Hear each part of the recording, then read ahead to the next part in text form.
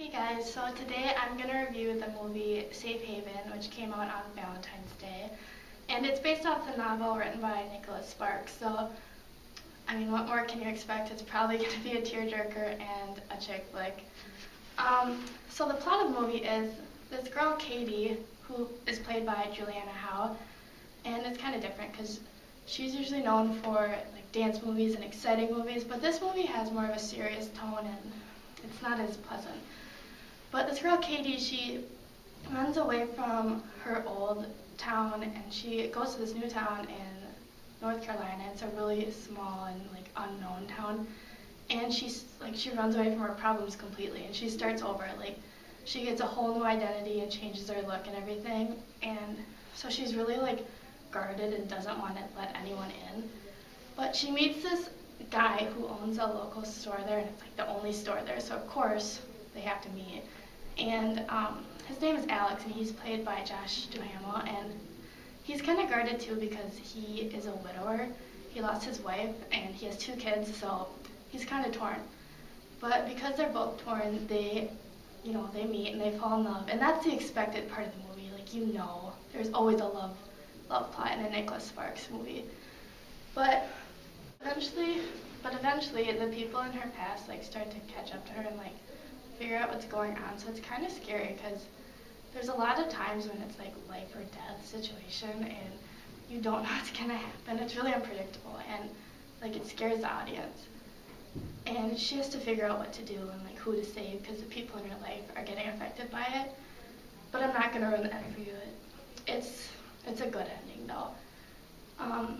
But it's really about you get another chance to start over, and second chances are always awesome. And so it's really a good movie because she gets to start over, and it really talks about how you can still find true love even if it didn't work out the first time, or something bad happened and you're torn and vulnerable. It's a good movie. I literally was on the edge of my seat the whole time. It was so scary, but it's really good, and I recommend that you guys see it. Hey guys, today I'm going to talk about the movie Stick It. The plot of this movie is about a gymnast, Haley Graham, who's the main character, and she was a great gymnast at one point and went to Worlds and then walked out halfway through the meet, causing the U.S. to lose the gold medal. Then after that she got into some trouble, and her punishment was to go to a gymnastics academy for a couple months, and she ended up making the team while she was there to go to the Worlds meet again. At the Worlds meet, all the gymnasts come together and make a plan to go against the judges. They decide that they want to control the results for once and not have the judges controlled. So they pick one gymnast for each event to compete, and the rest of them all scratch to try to prove a point and make the judging fair for once. At the Worlds meet, all the gymnasts got together and decided to make a plan. Wait, stop. This movie is directed by Jessica Bendinger.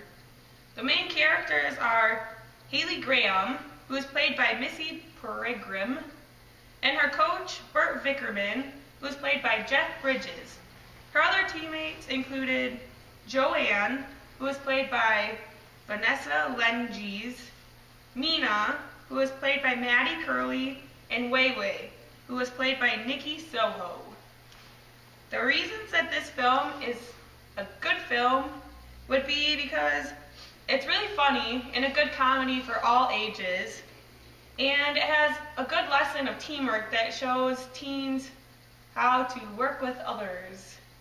I also think that all the actors and actresses did a good job playing their roles and made this film the good film that it is. Hey guys, I'm going to tell you about the movie Spice World, directed by Bob Spears. The main characters in the movie are Posh Spice, played by Victoria Beckham, Scary Spice, played by Melanie Brown, Baby Spice, played by Emma Button, Sporty Spice, played by Melanie Chisholm, and Ginger Spice, played by Jerry Halliwell.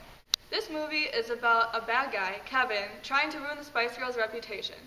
Because of this, the Spice Girls get in an argument with their manager, Clifford, and they all split up. During this time, one of their really good friends, Nicola, goes into labor, which brings all Spice Girls back together, and it's a race for them to get to their gig on time between the birth, the argument, and the bad guys chasing them down. Personally, I think this is a really good movie for the audience it was trying to reach. If you were like 40 or something, I wouldn't watch it, but if you're in the teens or younger, it's a really good movie to watch because the people they picked for actors and actresses really played the parts very well, and they knew what they were doing. They acted it as if they were really being chased down and they were really having all these problems. Also, this movie was very well put together and directed, and it was very easy to follow for audiences of all ages, and it's a great family movie to watch with your family, and I just think it's a really good movie altogether, and it'll be one of the classics of all times. Hey guys, today I'm going to give you a movie review of one of my favorite musicals, Grease. Grease is a 1978 American film directed by Randall Kleiser and produced by Paramount Pictures. A fun fact is, the movie is actually based off of Warren Casey's and Jim Jacobs' 1971 musical of the same name, Grease, about two lovers in a 1950s high school.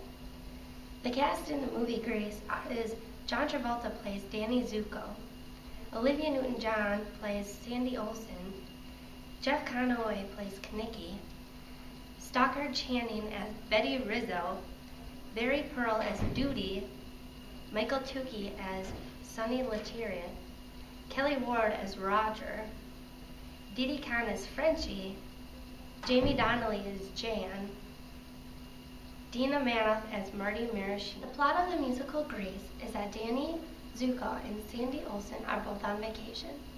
They meet each other on the beach and fall into a love romance. However, Sandy has to go back to Australia once vacation is over, and they don't know if they'll ever meet each other again. As Sandy's getting ready to leave, her parents inform her that she is able to stay, and she enrolls in Rydell High, the same school where Danny Zuko goes to. However, they don't know that each other go to the same school now. Sandy makes friends with the Pink Ladies, like a group of girls at the school, sort of a clique.